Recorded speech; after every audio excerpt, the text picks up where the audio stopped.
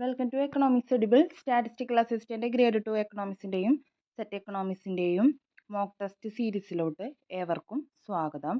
ഇന്ന് mock test part 4 ആണ്.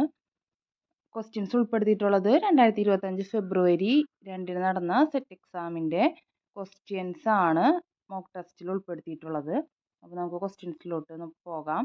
First question, demand forecasting method based on a specialized form of expert panel opinion is option A, Delphi method, option B, survey method, option C, barometric method, option D, end use survey method. അതായത് demand ഫോർകാസ്റ്റിങ്ങിന് specialised expert പാനലിൻ്റെ opinion use ചെയ്യുന്ന method താഴെ കൊടുത്തിരിക്കുന്നതിൽ ഏതാണ്? അതായത് എക്സ്പേർട്ടിൻ്റെ അടിസ്ഥാനത്തിൽ, അതായത് ഒരു എക്സ്പേർട്ട് പാനലിൻ്റെ അടിസ്ഥാനത്തിൽ ഡിമാൻഡ് ഫോർകാസ്റ്റിംഗ് ചെയ്യുന്ന മെത്തേഡ് ഏതാണെന്നാണ് ചോദിച്ചിട്ടുള്ളത്.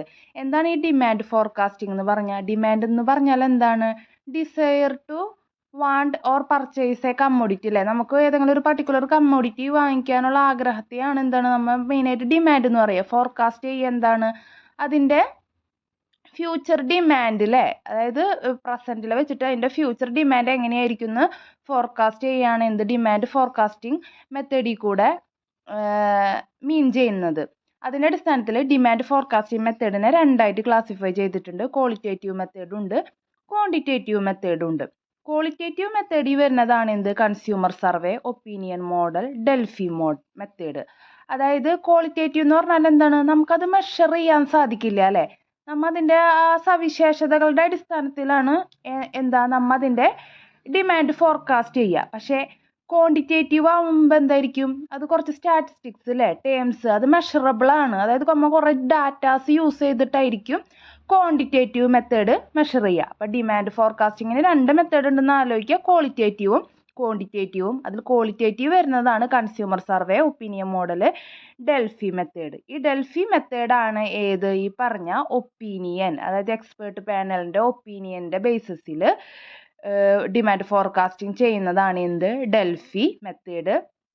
ഈ കൺസ്യൂമർ സർവേ എന്നൊക്കെ പറഞ്ഞു കഴിഞ്ഞാൽ നമ്മൾ ഇപ്പോൾ ഓൺലൈൻ പർച്ചേസ് നടത്തും. അപ്പോൾ ഈ ഫ്ലിപ്കാർട്ട്, ആമസോണ്, മീഷോ അതൊക്കെ നമ്മൾ പർച്ചേസ് ചെയ്യുമ്പോൾ നമുക്ക് ആ പ്രോഡക്റ്റ് കയ്യിൽ കിട്ടിക്കഴിഞ്ഞാൽ നമുക്ക് റേറ്റിംഗ്, നമ്മൾ എത്ര റേറ്റിംഗ് കൊടുക്കണു ആ പ്രോഡക്റ്റ്, അതുപോലെ തന്നെ റിവ്യൂസ്, അതൊക്കെ ഈ പറഞ്ഞ കൺസ്യൂമർ സർവേയിൽ പെടുന്ന സംഭവങ്ങളാണ്. ഈ ഡെൽഫി മെത്തേഡാണ് എന്ത്? എക്സ്പേർട്ട് പാനലിൻ്റെ ഒപ്പീനിയൻ്റെ അടിസ്ഥാനത്തിൽ ഫോർകാസ്റ്റ് ചെയ്യുന്നതാണ് എന്ത്? Delphi method. ഇനി ബാരോമെട്രിക് മെത്തേഡ് കൊടുത്തിട്ടുണ്ട്. ബാരോമെട്രിക് മെത്തേഡ് സ്റ്റാറ്റിസ്റ്റിക്കൽ അല്ലെങ്കിൽ ക്വാണ്ടിറ്റേറ്റീവ് മെത്തേഡാണ്. അതെന്താണ്? പാസ്റ്റ് ഡാറ്റ വെച്ച് അനലൈസ് ചെയ്യുന്നതാണ് എന്ത്? Barometric method. അപ്പോൾ ഇനി സെക്കൻഡ് ക്വസ്റ്റ്യനിലോട്ട് പോകാം. The official body studying and recommending minimum support price to the government of India. Minimum support പ്രൈസിനെ പറ്റി സ്റ്റഡി ചെയ്യുന്നതും റെക്കമെൻഡ് ചെയ്യുന്ന ഒഫീഷ്യൽ ബോഡി ഏതാണെന്നാണ് ചോദിച്ചിട്ടുള്ളത്. ഈ ഓപ്ഷൻസ് കണ്ടു കഴിഞ്ഞാൽ നമുക്ക് ഓൾറെഡി എലിമിനേറ്റ് ചെയ്യാം. Option A RBI, option B NITI Aayog, option C CSO, option D CACP. RBI എല്ലാം നമുക്ക് ഒറ്റ നോട്ടത്തിൽ മനസ്സിലാക്കും അല്ലേ? RBI എന്താണ്? രാജ്യത്തിൻ്റെ സെൻട്രൽ ബാങ്ക് ആണ്. മെയിനായിട്ട് മോണിറ്ററി റിലേറ്റഡ് കാര്യങ്ങളാണ് എന്ത്? RBI ഡീൽ ചെയ്യുക. ബി നീതി ആയോഗ് എന്താണ്? ഗവൺമെൻറ്റിൻ്റെ അല്ലേ ഒരു അഡ്വൈസറി ബോഡിയാണ്. അപ്പോൾ അതും ആയിരിക്കില്ല നമുക്ക് ഊഹിക്കാം. ഇനി CSOയും CACPയും. CSO എന്താണ്? സെൻട്രൽ സ്റ്റാറ്റിസ്റ്റിക്കൽ ഓഫീസ് ആണ്. CSOയുടെ മെയിൻ ഡ്യൂട്ടി എന്താണ്? രാജ്യത്തെ മിനിസ്ട്രി ഓഫ് സ്റ്റാറ്റിസ്റ്റിക്സിൻ്റെ അണ്ടറിൽ വരുന്നതാണ് മെയിനായിട്ടും രാജ്യത്തെ സെൻസസ് കണ്ടക്ട് ചെയ്യാൻ റെസ്പോൺസിബിൾ ആയിട്ടുള്ള ഗവൺമെൻറ് ഏജൻസിയാണ് അല്ലേ? ഏത് ഗവൺമെൻറ് ബോഡിയാണ് ഏത്? CSO. അത് മെയിനായിട്ട് നോട്ട് ചെയ്യുക കേട്ടോ. മിക്ക പരീക്ഷകളിലും ചോദിക്കാറുള്ളതാണ്. PSC ആയാലും സെറ്റ് ആയാലും ചോദിക്കുന്ന മെയിൻ കാര്യമാണ് വിച്ച് ഏജൻസി അല്ലെങ്കിൽ which official body is A responsible for conducting census. CSO കൊടുക്കും, NSSO കൊടുക്കും. അപ്പോൾ നമ്മൾ കൺഫ്യൂഷനാവും. CSO ആണ് സെൻസസ്. അത് ആലോചിച്ചാൽ മതി. ഫസ്റ്റ് ലെറ്റർ തുടങ്ങണം ആലോചിക്കുക. Responsible for conducting census, published the index of industrial production which tracks the growth of various sectors of the economy. നമുക്കിവിടെ അതല്ല വേണ്ട. രണ്ടാമത്തെ ക്വസ്റ്റ്യൻ്റെ ആൻസർ ആണ്. ഏതാണ് സപ്പോർട്ട് പ്രൈസ് കൊടുക്കുന്നത്? CACP അല്ലേ? CACPയുടെ ഫുൾ ഫോം എന്തുട്ടാ? Commission for agricultural cost and prices ആണ് ഇത് CACPയുടെ full form. It is a statutory body under the ministry of അഗ്രികൾച്ചറിൻ്റെ സ്റ്റാറ്റ്യൂട്ടറി ബോഡി ആയ CACP ആണ് എന്ത് മിനിമം സപ്പോർട്ട് പ്രൈസിനൊക്കെ എന്താണ് ഗവൺമെൻറ് ഓഫ് ഇന്ത്യനെ റെക്കമെൻഡ് ചെയ്യണത്. താങ്ങുവില അല്ലേ, അതൊക്കെ കൊടുക്കാനായിട്ട് സപ്പോർട്ട് ചെയ്യുന്ന ഒഫീഷ്യൽ ബോഡിയാണ് CACP, commission for agriculture cost and prices. Okay, ഇനി നമുക്ക് തേർഡ് ക്വസ്റ്റ്യൻ നോക്കാം. Technical progress as a result of deliberate action by the production unit through investment in the research and development is option A endogenous, option B exogenous, option C disembodied, option D none of these. അതായത് technological പ്രോഗ്രസ്സിനൊക്കെ importance കൊടുക്കുന്ന growth theory ഒക്കെ ഏതായിരിക്കും? അതായത് ടെക്നോളജിക്ക് ഇൻവെസ്റ്റ്മെൻറ്റും research and ഡെവലപ്മെൻറ്റിലൊക്കെ കൂടുതൽ investment കൊടുത്താൽ technological progress അതൊക്കെ advocate ചെയ്യുന്നത് ഏതാണ്? എൻഡോജീനിയസ് ആണ് അല്ലേ, എൻഡോജീനിയസ് ആണ്. അതായത് ഇൻറ്റേർണൽ ഫാക്ടേഴ്സിനാണ് അവിടെ കൂടുതൽ ഇമ്പോർട്ടൻസ് കൊടുക്കുന്നത്. അപ്പോൾ ടെക്നോളജിക്കൽ പ്രോഗ്രസ്സിന് ഇമ്പോർട്ടൻസ് കൊടുക്കുന്നത് ഏതാണ്? എൻഡോജീനിയസ് ആണെന്ന് ഓർക്കുക. ഇനി fourth question. The term natural rate of unemployment was introduced by option A AW Phillips, option B AC Pigou, option C Milton Friedman, option D Knut Wicksell. ഇവിടെ answer വരുന്നത് option C Milton Friedman ആണ് വരിക.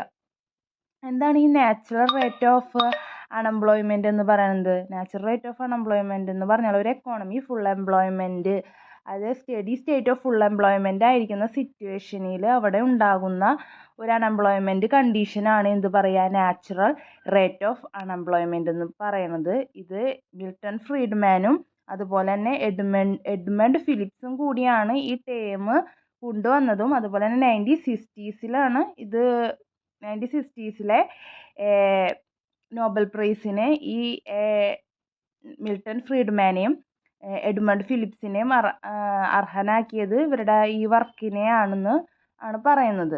അപ്പോൾ natural rate of unemployment എന്ന് പറഞ്ഞാൽ ഒരു economy full employment ആയ സിറ്റുവേഷനിൽ അനുഭവപ്പെടുന്ന ഒരു പർട്ടിക്കുലർ കൈൻഡ് ഓഫ് അൺഎംപ്ലോയ്മെന്റ് ആണ് എന്ത് ഈ പറയുന്ന നാച്ചുറൽ റേറ്റ് ഓഫ് അൺഎംപ്ലോയ്മെന്റ് എന്ന് ആലോചിക്കുക. അതിന് റീസൺ ആവണ വേറെ രണ്ട് ടൈപ്പ് അൺഎംപ്ലോയ്മെന്റ് ആണ്, ഫ്രിക്ഷണലും സ്ട്രക്ചറൽ അൺഎംപ്ലോയ്മെന്റ്. ഫ്രിക്ഷണൽ എന്ന് പറഞ്ഞാൽ നമ്മൾ എംപ്ലോയ്മെന്റ്, അതായത് ജോലി അന്വേഷിച്ചു കൊണ്ടിരിക്കുന്ന സമയത്ത് അനുഭവപ്പെടുന്നതാണ് ഇത് ഫ്രിക്ഷണലും. സ്ട്രക്ചറൽ എന്ന് പറഞ്ഞു കഴിഞ്ഞാൽ അതായത് ആ ഒരു എംപ്ലോയ്മെന്റിൻ്റെ ഒരു ടെക്നോളജിയിലോ അങ്ങനെ എന്തെങ്കിലോ മാറ്റം വരുന്നതിൻ്റെ ഫലമായിട്ട് അനുഭവപ്പെടുന്നതാണ് എന്ത്? Structural unemployment. അപ്പോഴത്തെ term natural rate of unemployment ആരുമായിട്ട് ബന്ധപ്പെട്ടതാണ്? മിൽട്ടൺ ഫ്രീഡ്മാനും എഡ്മണ്ട് ഫിലിപ്സും എന്ന് ആലോചിക്കുക. ഇവിടെ ഓപ്ഷൻ പ്രകാരം മിൽട്ടൺ ഫ്രീഡ്മാൻ ആണ്. ഇനി fifth question. In the Mundell Fleming model devaluation, option A shift LM curve to the right, expand net export and rises aggregate income, option B shift LM curve to the right, reduces the net export and lowers aggregate income, option C shift LM curve to the left, reduces net export and lowers aggregate income, option D keep LM curve unchanged. അതായത് മുണ്ടേൻ Fleming model മെയിനായിട്ട് എന്താണ്? ISL അല്ലേ, money market and goods market equilibrium വെച്ചിട്ട് നമ്മൾ പഠിക്കാറുണ്ട്. അപ്പോൾ LM curve represent ചെയ്യുന്നത് എന്താ? മണി മാർക്കറ്റിനെയാണ് അല്ലേ. അതായത് മുണ്ടൽ ഫ്ലെമിംഗ് മോഡൽ പ്രകാരം ഡിവാലുവേഷൻ കൊണ്ടുവന്നതല്ലേ, അതായത് നമ്മുടെ കറൻസിയുടെ മൂല്യം കുറച്ച് കഴിഞ്ഞാൽ അവിടെ എന്താ ഉണ്ടാവുക? LM curve shift to the right. ഇവിടെ ആൻസർ വരുന്നത് ഓപ്ഷൻ എ ആണ്, LM curve shift to the right. അപ്പം എന്ത് സംഭവിക്കും അവിടെ? എക്സ്പാൻഡ് നെറ്റ് എക്സ്പോർട്ട്, അതായത് നമ്മുടെ കറൻസിയുടെ വാല്യൂ കുറച്ച് കഴിഞ്ഞാൽ എന്താണ്? അത് എക്സ്പോർട്ട് ഇമ്പ്രൂവ് ചെയ്യും. അതായത് മറ്റുള്ളവർക്ക് എക്സ്പോർട്ട് ചെയ്യാനുള്ള ഡിമാൻഡ് കൂടും. കാരണം അവരെ കറൻസി നമ്മുടെ കറൻസിയും വെച്ച് നോക്കുമ്പോൾ എന്താണ്? അവർക്ക് കൂടുതൽ എക്സ്പോർട്ട് ചെയ്യാൻ അവർക്ക് ഗുണകരമാണ്. അതിൻ്റെ ഭാഗം എന്തായിട്ടാണ്? റൈസസ് ആഗ്രിഗേറ്റ് ഇൻകം കൂടാനായിട്ട് സാധിക്കും. അപ്പോൾ ഡിവാലുവേഷൻ കൊണ്ടുവന്നു കഴിഞ്ഞാൽ അവിടെ എക്സ്പോർട്ടിൽ ഇൻക്രീസ് ചെയ്യുന്ന ആലോചിക്കുക, അതുവഴി എന്താണ്? ആഗ്രിഗേറ്റ് ഇൻകം കൂടും. അപ്പോൾ ഇവിടെ ആൻസർ വരുന്നത് ഓപ്ഷൻ എ ആണ്. ഇനി സിക്സ്ത് ക്വസ്റ്റ്യൻ നോക്കാം.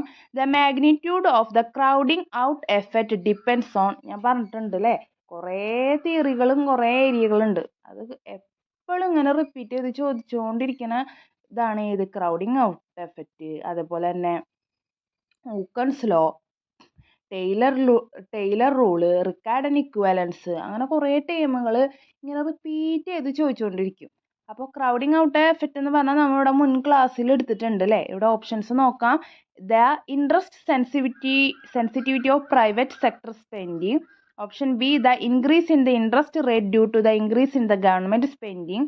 Option C, both A and B. Option D, neither A nor B. ഇവിടെ ആൻസർ ഏതാ വരുന്നത്? ഓപ്ഷൻ സി ആണ് അല്ലേ. എന്താണ് ശരിക്കും ഒരു ഇൻട്രസ്റ്റ് സെൻസിറ്റിവിറ്റി ആണ് അല്ലേ. ക്രൗഡിങ് ഔട്ട് എഫക്റ്റ് ഏത് ഫാക്ടറുമായി ബന്ധപ്പെട്ടിരിക്കുക? ഇൻട്രസ്റ്റ് റേറ്റ് ആയിട്ടാണ് അല്ലേ. അതെന്താണ്? ഗവൺമെൻറ് എക്സ്പാൻഷണറി ഫിസിക്കൽ പോളിസി യൂസ് ചെയ്യുമ്പോൾ എന്താണ്? ഗവൺമെൻറ് എക്കോണമിയിൽ സ്പെൻഡിങ് ഇൻക്രീസ് ചെയ്യും. ആ സ്പെൻഡിങ് ഇൻക്രീസ് ചെയ്യാനായിട്ട് എന്താണ്? ഗവൺമെൻറ് ഒന്നുകിൽ കടം എടുക്കും, അല്ലെങ്കിൽ ട്രഷറി ബിൽസിലൊക്കെ സെയിൽ ചെയ്യുമ്പോൾ എന്താണ്? അവിടെ ഇൻട്രസ്റ്റ് റേറ്റ് കൂടും. ഈ ഇൻട്രസ്റ്റ് റേറ്റ് കൂടുമ്പോൾ എന്താണ്? പ്രൈവറ്റ് ഇൻഡിവിജ്വൽസിന് ലോൺസോ ഒന്നും എടുക്കാൻ തീരെ താല്പര്യം ഉണ്ടാവില്ല. കാരണം എന്താ? ഇൻട്രസ്റ്റ് റേറ്റ് കൂടുന്നത് കൊണ്ട് അവർക്ക് അഫോർഡബിൾ ആയിരിക്കില്ല. അതാണ് മെയിനായിട്ടും ക്രൗഡിങ് ഔട്ട് എഫക്റ്റ് പറയുന്നത്. അപ്പോൾ എന്താണ്? പ്രൈവറ്റ് ഫേംസ് എക്കോണമിയിൽ സ്പെൻഡ് ചെയ്യാത്ത സിറ്റുവേഷൻ ആണ് ഏത്? ഈ ഇൻട്രസ്റ്റ് റേറ്റ് ഇൻക്രീസ് ചെയ്യുന്നത് കൊണ്ട്. ഇവിടെ ആൻസർ വരുന്നത് എന്താണ്? Both A and B. ഇനി 7th ക്വസ്റ്റ്യൻ നോക്കാം. The school which argues that market does not clear always in spite of individuals working of their own interest. Option A, monetarist. Option B, Keynesians. Option C, neo classical. Option D, new Keynesians. ഇവിടെ answer വരുന്നത് new കെയ്നീഷ്യൻസ് ആണ് ഇവിടെ answer വരുന്നത്. ഇനി 8th question. Wedge model is a part of dash economies. Option A, classical. Option B, Keynesian. Option C, supply side. Option D, new Keynesian. ഈ wedge model എന്ന് പറഞ്ഞു കഴിഞ്ഞാൽ ടാക്സ് റേറ്റും അതുപോലെ തന്നെ ടാക്സ് ഫാക്ടേഴ്സുമായി ബന്ധപ്പെട്ടിട്ടുള്ളതാണ്. അതായത് എങ്ങനെയാണ്? How taxes and other factors impact price, production and employment ആണ് ഈ വെഡ്ജ് മോഡൽ. അപ്പോൾ വെഡ്ജ് ടാക്സുമായിട്ട് ബന്ധപ്പെട്ടതാണെന്ന് ആലോചിക്കുക. ഈ കൊടുത്തിരിക്കുന്ന ഓപ്ഷനിൽ എന്താ പറയുക? ടാക്സ് കട്ടിനെ ഫേവർ ചെയ്യുന്ന ഗ്രൂപ്പുകാരാണ്? സപ്ലൈ സൈഡുകാരാണ് അല്ലേ. സപ്ലൈ സൈഡ് എക്കണോമിക്സ് എന്താണ്? എംബസൈസ് എന്താ? Lowering tax rate can incentive individual to work more and business to invest more. അതായത് ടാക്സ് റേറ്റ് കുറഞ്ഞു കഴിഞ്ഞാൽ എന്താണ്? ഇൻഡിവിജ്വൽസിന് കൂടുതൽ വർക്ക് ചെയ്യാനും അതുപോലെ തന്നെ ബിസിനസ്സിൽ കൂടുതൽ ഇൻവെസ്റ്റ് ചെയ്യാനും എക്കോണമിക് ഗ്രോത്ത് കൊണ്ടുവരാനും സാധിക്കുമെന്ന് പറയുന്നവരാണ് ആര്? സപ്ലൈ സൈഡുകാർ. അപ്പോൾ ഇവിടെ വെഡ്ജ് മോഡൽ ഏത് സ്കൂൾ ഓഫ് തോട്ടുമായി ബന്ധപ്പെട്ടിരിക്കുന്നതാണ്? ഓപ്ഷൻ സി, സപ്ലൈ സൈഡുമായി ബന്ധപ്പെട്ടിരിക്കുന്നതാണെന്ന് ആലോചിക്കുക. മെയിനായിട്ട് വെഡ്ജ് മോഡലിൽ പറയുന്നത് ടാക്സ് എങ്ങനെ പ്രൈസിനെയും എക്കോണമിക് ഗ്രോത്തിനെയും ഒക്കെ ഇൻഫ്ലുവൻസ് ചെയ്യുന്നു എന്നുള്ളതാണ് ഫോക്കസ് ചെയ്യുന്നത്. ഇനി 9th question. Which of the following is not a cause of market failure. താഴെ കൊടുത്തിരിക്കുന്നതിൽ ഏതാണ് മാർക്കറ്റ് ഫെയിലിയറിന് കാരണമാവാത്തത്? Option A, asymmetric information. Option B, externalities. Option C, monopoly power. Option D, competitiveness. ഇവിടെ ആൻസർ വരുന്നത് ഓപ്ഷൻ ഡി, കോമ്പറ്റിറ്റീവ്നെസ് ആണ്. ബാക്കി മൂന്നും എന്താണ്? മാർക്കറ്റ് ഫെയിലിയറിന് കാരണമാവുന്നതാണ്. അസിമെട്രിക് ഇൻഫർമേഷൻ എന്ന് പറഞ്ഞാൽ എന്താണ്? എന്തെങ്കിലും ഒരു ട്രാൻസാക്ഷനിൽ ഏതെങ്കിലും ഒരു സൈഡിന് മാത്രം എന്താണ്? ഫുൾ നോളജ് ഉണ്ടാവും, മറ്റവർക്ക് അതിനെപ്പറ്റി യാതൊരുവിധ ഭാഗികമായിട്ടുള്ള അറിവേ ഉണ്ടാവുള്ളൂ. അതാണ് എന്താണ്? മെയിനായിട്ട് അസിമെട്രിക് ഇൻഫർമേഷനുകൾ പറയണത്. അതായത് ഒരു ട്രാൻസാക്ഷനിൽ ഒരു കൂട്ടർക്ക് ഒരു എന്താ പറയുക, യൂസ്ഡ് കാറിൻ്റെ ഇതൊക്കെ നമ്മൾ എക്സാമ്പിളായിട്ട് പറയുമ്പോൾ അതിൻ്റെ ഓണർക്ക് അതിൻ്റെ പ്രോബ്ലങ്ങൾ അറിയാം. പക്ഷെ അത് കൊടുക്കുമ്പോൾ മേടിക്കുന്ന ആൾക്ക് അതിനെപ്പറ്റിയുള്ള കൂടുതൽ ധാരണകളൊന്നും ഉണ്ടാവില്ല. അതാണ് മെയിനായിട്ട് എന്താ? അസിമെട്രിക് ഇൻഫർമേഷൻ ഈ പറയുന്നത്. പിന്നെ ബി, എക്സ്റ്റേണാലിറ്റീസ് എങ്ങനെയാണ് ഒക്കർ ചെയ്യുക? അതായത് ഒരു ഫാക്ടറി ഉണ്ട്, ആ ഫാക്ടറിയിൽ നിന്ന് ഉള്ള പൊല്യൂഷൻ എന്താണ്? ആ ഫാക്ടറിയുമായി ബന്ധപ്പെടാത്ത മറ്റുള്ളവരെയാണ് എഫക്റ്റ് ചെയ്യുക. അതായത് തേർഡ് പാർട്ടീനെയാണ് അത് എഫക്റ്റ് ചെയ്യുക. അപ്പോൾ അതെന്താണ്? മാർക്കറ്റ് ഫെയിലിയറിന് ഒരു കാരണമാണ്. പിന്നെ മൊണോപ്പൊളി പവർ, ഏതെങ്കിലും ഒരു സിംഗിൾ ഫേമിലോ അല്ലെങ്കിൽ സിംഗിൾ ഇൻഡിവിജ്വലിലോ എന്താ മാർക്കറ്റ് കേന്ദ്രീകരിച്ചിരിക്കുന്ന എന്താണ്? മാർക്കറ്റ് ഫെയിലിയറിന് കാരണമാകും. ഇനി 10th question. The exchange rate policy, which the exchange rate is depreciated at roughly equal to the inflation differential between the country and its trading partner, is option A revaluation, option B flexible exchange rate, option C managed floating, option D crawling peg.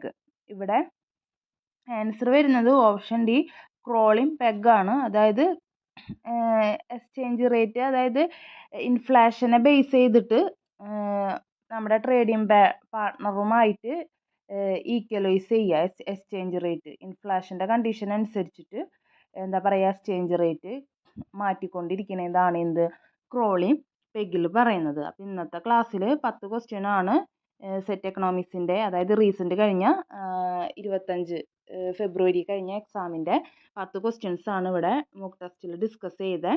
എല്ലാവരും നന്നായി നോക്കുക, കാരണം നമ്മുടെ exam calendar വന്നിട്ടില്ല. July September ഇടയിലാണ് എന്ന് expect ചെയ്യാം. അപ്പോൾ മിക്കവാറും അടുത്ത സെറ്റിന് മുമ്പായിട്ട് ഈ എക്സാം നടക്കുന്നത് കൊണ്ടും ചിലപ്പോൾ ഇത് മിക്കവാറും ഇതിൽ നിന്ന് റെഫറൻസ് ആയിട്ട് എന്തെങ്കിലും ക്വസ്റ്റ്യൻസ് ഒക്കെ എക്സ്പെക്റ്റ് ചെയ്യാം. അപ്പോൾ എല്ലാവരും നന്നായി പഠിക്കുക. അപ്പോൾ അടുത്ത ക്ലാസ്സിൽ പുതിയൊരു ടോപ്പിക്കുമായി വീണ്ടും കാണാം. Thank you.